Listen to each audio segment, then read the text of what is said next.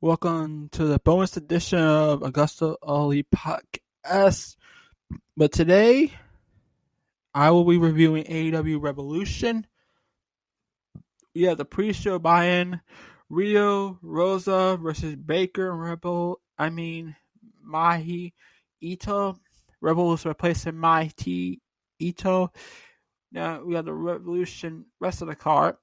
Kiss Sabian, Myro versus Chuck Taylor, Orange Cassidy. We got the Casino Tag Team Royale. So I'll tell you the winner of the match is the winner of the tag team Casino Royale is Pac and Rey Fenix. It was a well fought match. We had Rey Fenix. The last two people were Rey Fenix and Jungle Boy. It was a back and forth fight until Rey Fenix got the victory for his team. We got the street fight. Darby Allin versus Team's Taz. We got the money match. Heyman versus Hardy. We got Face of Revolution ladder match. Cody versus Penta versus Scorpio versus Archer versus Max Caster versus the sixth new signee, Ethan Page. The AEW Tag Team title match. Young Bucks versus MJF and Jericho. Women's Championship. Hikaru Shida versus Mizunami. We got the AEW World Championship exploring barbed wire deathmatch. Omega versus Moxley. We start with Sabian, Mayo versus Chuck Taylor, Orange Cassidy. The match was well fought. It was pretty good.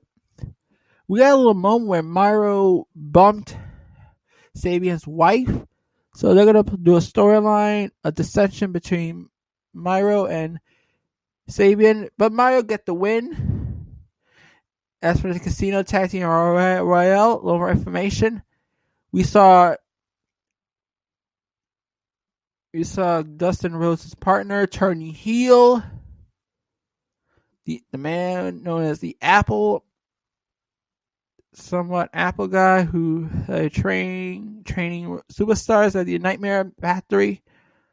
Y'all know him already, so okay. We got the street fight. Allen's name was T-Taz. The street fight was okay. It was well fought. It was amazing cinematic, actually.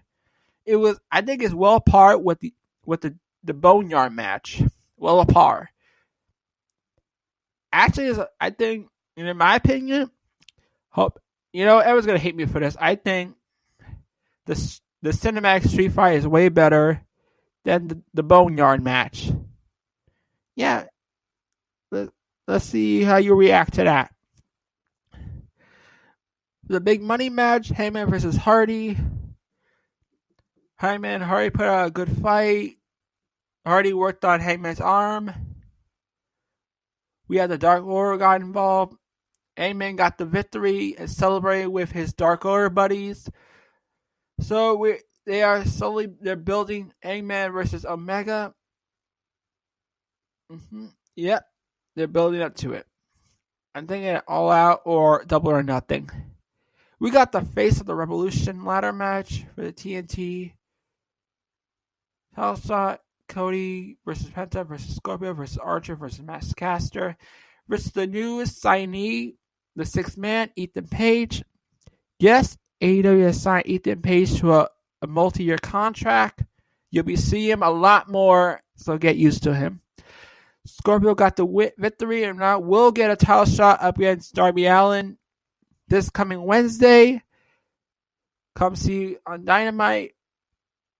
The AEW Tag Team title match, Young Bucks versus MJF and Jericho. The match, near the end of the match, Guevara interfered and the Young Bucks managed to retain the titles, pinning Jericho, still the Tag Team champions, the Young Bucks. Women's champion, Shida versus Ryo Mizunami. Shida got the win after a hard-fought back-to-back match. The post-match, it was interference from the Vixens. We had Britt Baker, Mahi Ito interfering, and Thunder Rosa come to the aid. And so now it comes to a 6-man tag. I cannot wait for this coming Wednesday Dynamite.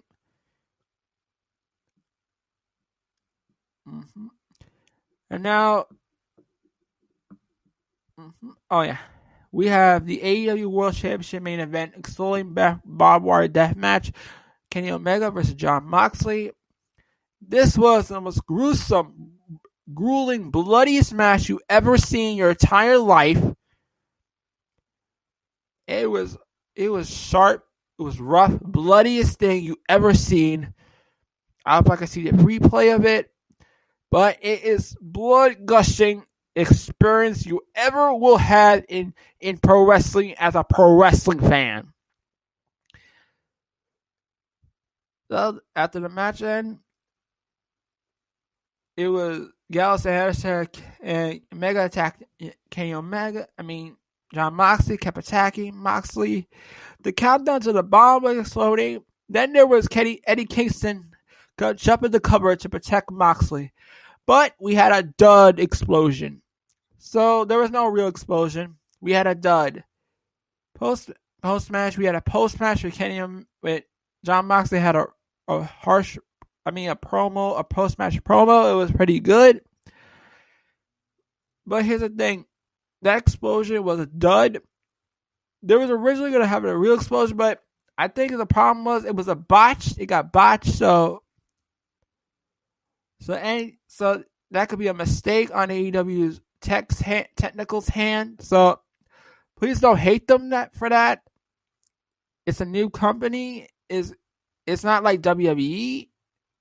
So please try to calm down the hate. And athlete, this was a good pay-per-view. It was a good pay-per-view. But it was decent regardless. The cinematic match I told about was a 2 thumbs up. That's how you do it. The opening match was good. A lot of guys standing around waiting for the move to happen. That's a little bit awkward. Archer staying all fours for the ladder for about 3 minutes was kind of awful. The win match was great, as I talked about. But the one little issue that she was smiling too much. That was my little issue. And after that, the chest slaps were ridiculous.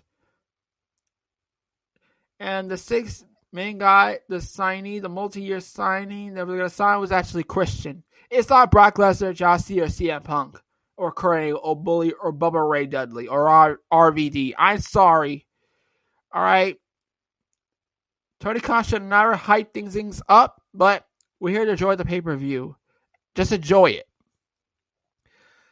So it was a decent pay-per-view. Most of the matches was good, but the pay-per-view was decent. So I give it a 1 thumbs up. And all right, that was the bonus episode of a AgostoAllElite podcast. I hope you enjoyed. Stay tuned. I'll be reviewing AEW Dark on Wednesday. AEW Dark on Thursday, and Dynamite as well. So stay tuned for that.